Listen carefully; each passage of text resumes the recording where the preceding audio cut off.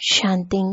आज 15 अगस्त 2020 बाबा के महावाक्य है, मीठे बच्चे, कदम कदम पर जो होता है वह कल्याणकारी है।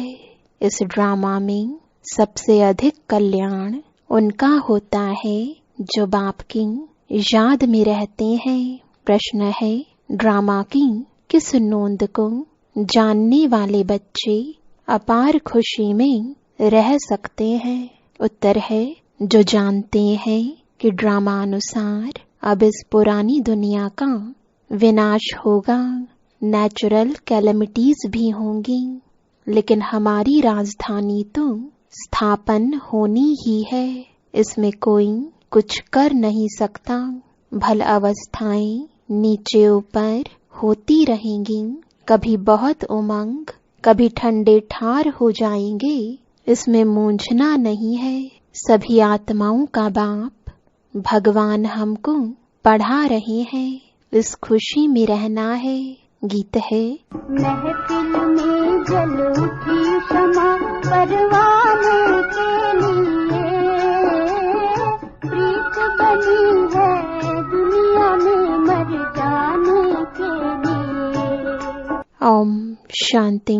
मीठे मीठे नंबरवार पुरुषार्थ अनुसार चैतन्य परवानों को बाबा याद प्यार दे रहे हैं। तुम सब हो चैतन्य परवाने। बाप को क्षमा भी कहते हैं, परंतु उनको जानते बिल्कुल नहीं है।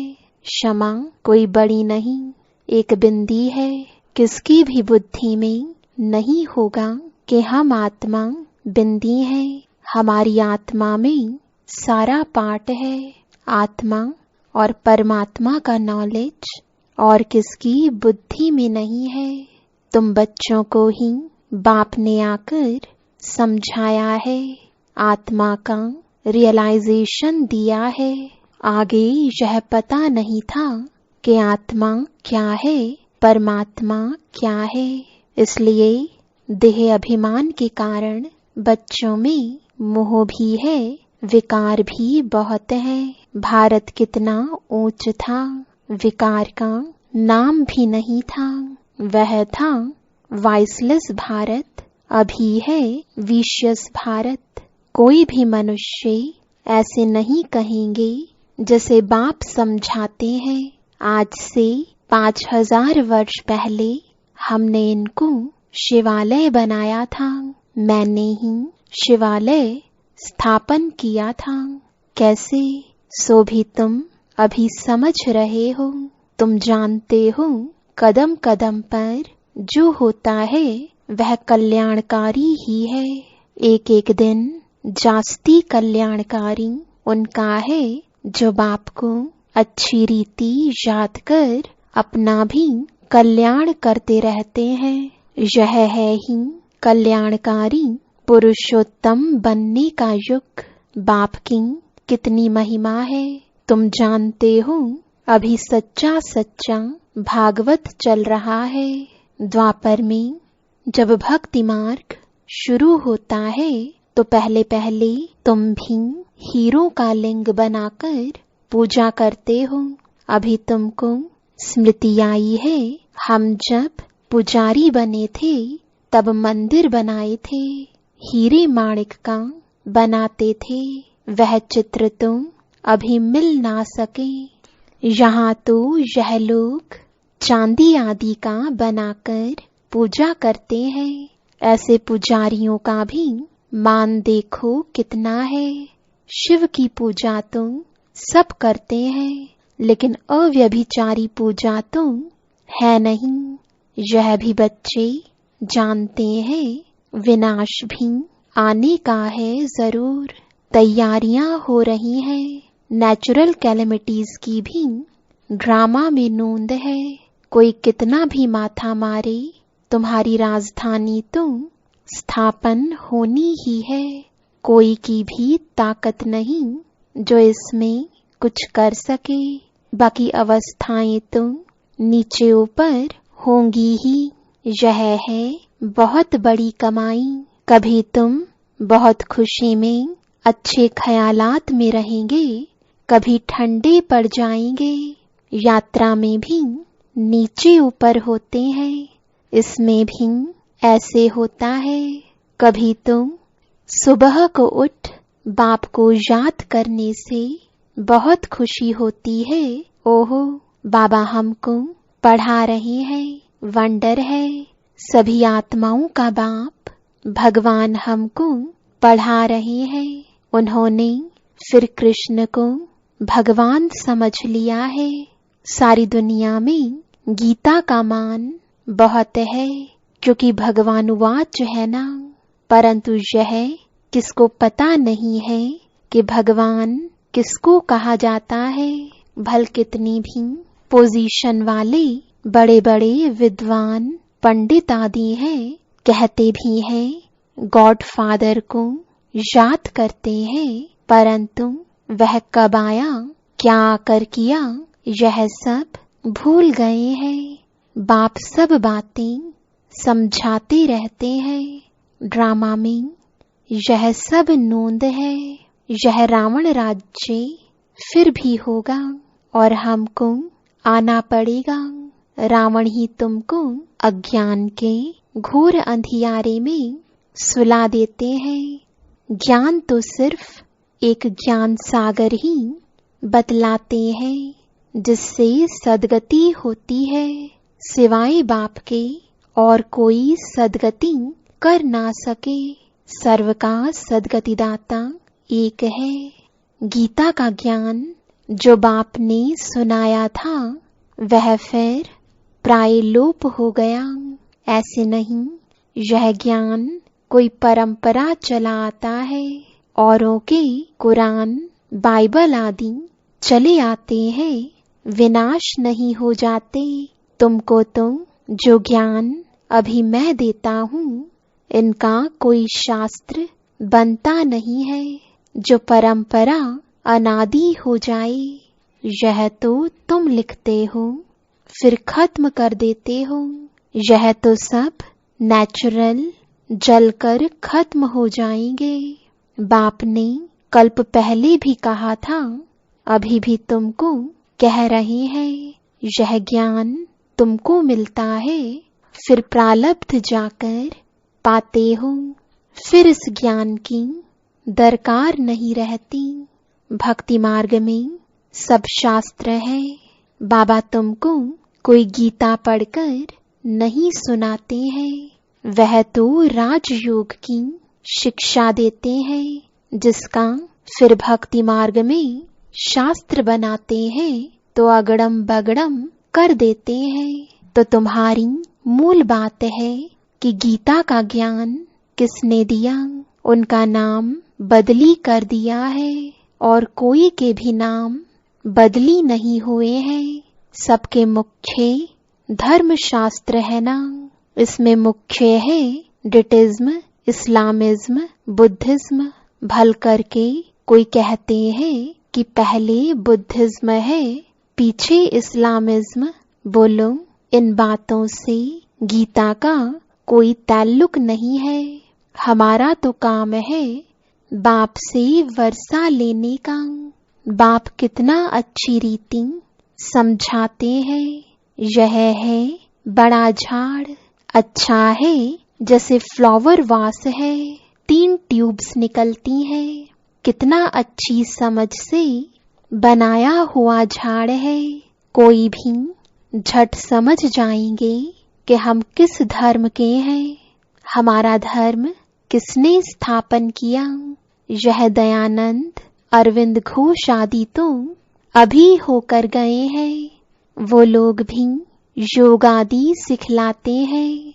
है सब भक्ति, ज्ञान का तो नाम निशान नहीं। कितने बड़े बड़े टाइटल मिलते हैं, यह भी सब ड्रामा में नोंद है। फिर भी होगा 5000 वर्ष बाद। शुरू से लेकर यह चक्र कैसे चला है, फिर कैसे रिपीट होता रहता है, तुम जानते हो। अभी का प्रेजेंट फिर पास्ट हो, फ्यूचर हो जाएगा। पास्ट, प्रेजेंट, फ्यूचर जो पास्ट हो जाता है वह फिर फ्यूचर होता है। इस समय तुमको नॉलेज मिलती है, फिर तुम राजाई लेते हो। इन देवताओं का राज्य था ना, उस समय और कोई राज्य नहीं था। यह भी एक कहानी मिसल बताओ, बड़ी सुंदर कहानी बन जाएगी। लॉन्ग 5000 वर्ष पहले यह भारत सतयुग था। कोई धर्म नहीं था, सिर्फ देवी देवताओं का ही राज्य था। उनको सूर्यवंशी राज्य कहा जाता था। लक्ष्मी नारायण का राज्य चला 1250 वर्ष, फिर उन्होंने राज्य दिया दूसरे भाइयों क्षत्रियों को, फिर उनका राज्य चला। तुम समझा सकते हो कि बाप ने आकर पढ़ाया था। जो अच्छी रीति पढ़े वह सूर्यवंशी बने, जो फेल हुए उनका नाम क्षत्रिय पड़ा। बाकी लड़ाई आदि की बात नहीं है। बाबा कहते हैं, बच्चे तुम मुझे याद करो तो तुम्हारे विकर्म विनाश हो जाएंगे। तुम्हें विकारों पर जीत पानी है। बाप ने ऑर्डिनेंस निकाला है, जो काम पर जीत पाएंगे वही जगत जीत बनेंगे। पीछे आधा कल्प बाद फिर वाम मार्ग में गिरते हैं, उन्हों के भी चित्र है। शक्ल देवताओं की बनी हुई है। राम राज्य और रावण राज्य आधा आधा है। उनकी कहानी बैठ बनानी चाहिए। फिर क्या हुआ, फिर क्या हुआ, यही सत्य नारायण की कहानी है।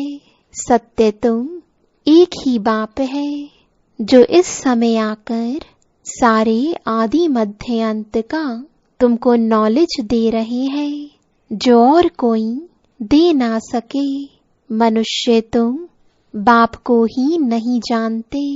जिस ड्रामा में एक्टर हैं उनके क्रिएटर, डायरेक्टर आदि को नहीं जानते तो बाकी कौन जानेंगे। अभी तुमको बाप बताते हैं ड्रामानुसार, यह फिर भी ऐसे होगा। बाप आकर तुम बच्चों को फिर पढ़ाएंगे, यहाँ दूसरा कोई आ ना सके। बाप कहते हैं, मैं बच्चों को ही पढ़ाता हूँ, कोई नए को यहाँ बिठा नहीं सकते। इंद्रप्रस्थ की कहानी भी है ना, नीलम परी पुखराज परी नाम है ना। तुम्हारे में भी कोई हीरे जैसा रत्न है। देखो रमेश ने ऐसी बात निकाली प्रदर्शनी की, जो सबका विचार सागर मंथन हुआ तो हीरे जैसा काम किया ना। कोई पुखराज है, कोई क्या है, कोई तो बिल्कुल कुछ नहीं जानते। यह भी जानते हो कि राजधानी स्थापन होती है, उनमें राजाएं रानियां आदि सब चाहिए। तुम समझते हो हम ब्राह्मण श्रीमत पर पढ़कर विश्व के मालिक बनते हैं। कितनी खुशी होनी चाहिए। यह मृत्यु लोक खत्म होना है। यह बाबा तो अभी ही समझते रहते हैं कि हम जाकर बच्चा बनेंगे। बचपन की वह बातें अभी ही सामने आ रही हैं, चलन ही बदल जाती है। ऐसे ही वहां भी जब बूढ़े होंगे तो समझेंगे अब यह वानप्रस्थ शरीर छोड़ हम किशोर अवस्था में चले जाएंगे। बचपन है सतो प्रधान अवस्था। लक्ष्मी नारायण तो युवा है, शादी किए हुए को किशोर अवस्था थोड़े ही कहेंगे।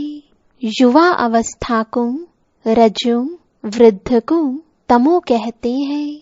इसलिए कृष्ण पर लव जास्ती रहता है तो लक्ष्मी नारायण भी वही, परंतु मनुष्य यह बातें नहीं जानते हैं। कृष्ण को द्वापर में लक्ष्मी नारायण को सतयुग में ले गए हैं। अभी तुम देवता बनने का पुरुषार्थ कर रहे हो। बाप कहते हैं कुमारियों को तो बहुत खड़ा होना चाहिए। कुंवारी कन्या, अधर कुमारी, दिलवाड़ा आदि जो भी मंदिर है यह तुम्हारे ही एक्यूरेट यादगार है। वह जड़, यह चैतन्य। तुम यहाँ चैतन्य में बैठे हो। भारत को स्वर्ग बना रहे हो। स्वर्ग तो यहाँ ही होगा। मूल वतन, सूक्ष्म वतन कहाँ है? तुम बच्चों को सब मालूम है। सारे ड्रामा को तुम जानते हो। जो पास्ट हो गया है सो फिर फ्यूचर होगा, फिर पास्ट होगा। तुमको कौन पढ़ाते हैं यह समझना है। हमको भगवान पढ़ाते हैं। बस खुशी में ठंडे ठार हो जाना चाहिए। बाप की याद से सब घोटाले निकल जाते हैं।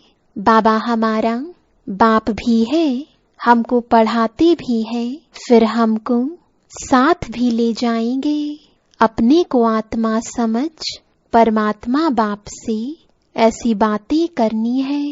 बाबा हमको अभी मालूम पड़ा है, ब्रह्मा और विष्णु का भी मालूम पड़ा है। विष्णु की नाभि से ब्रह्मा निकला। अब विष्णु दिखाते हैं क्षीर सागर में।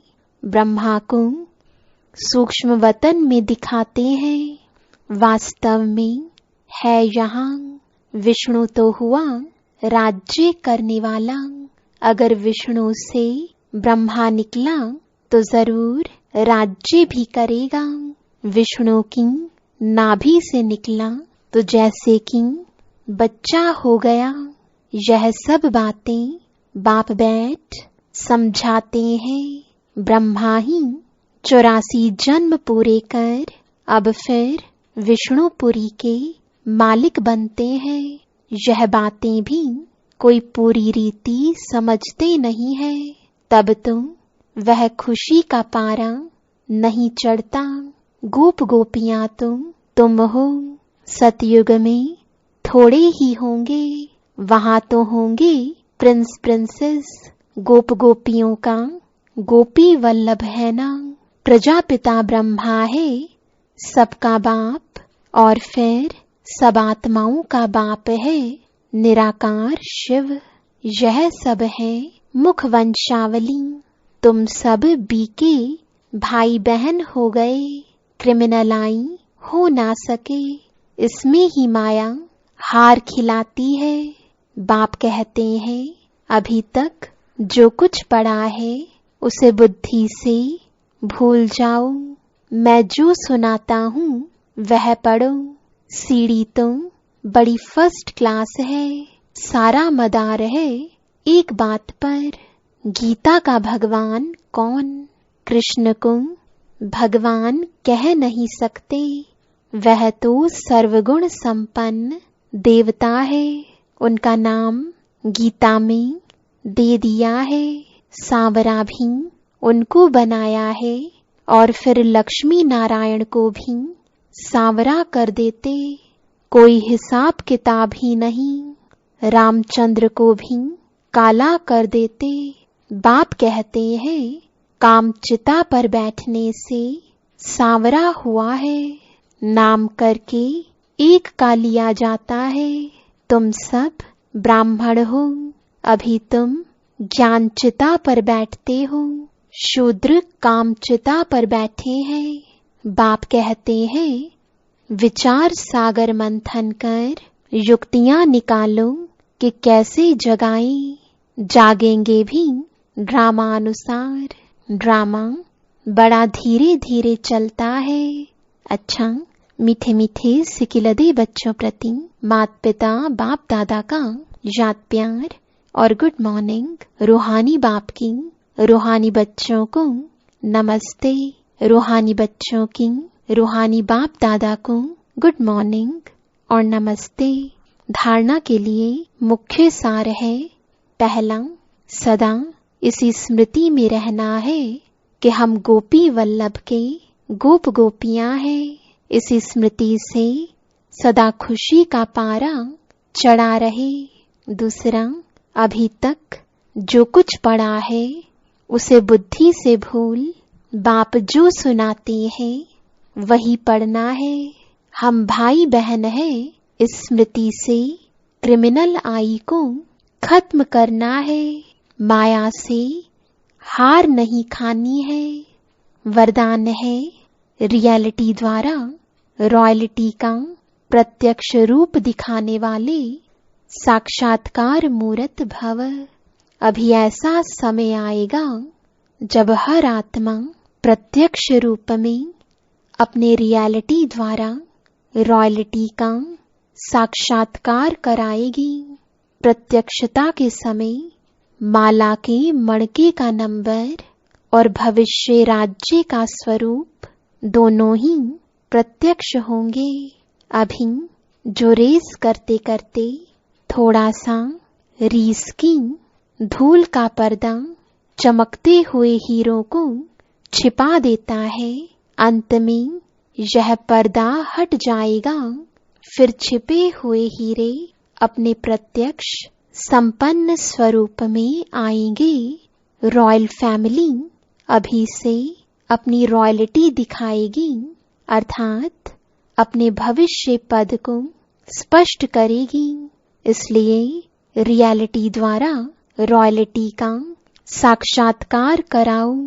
स्लोगन है, किसी भी विधि से व्यर्थ को समाप्त कर समर्थ को इमर्ज करो। ओम शांति।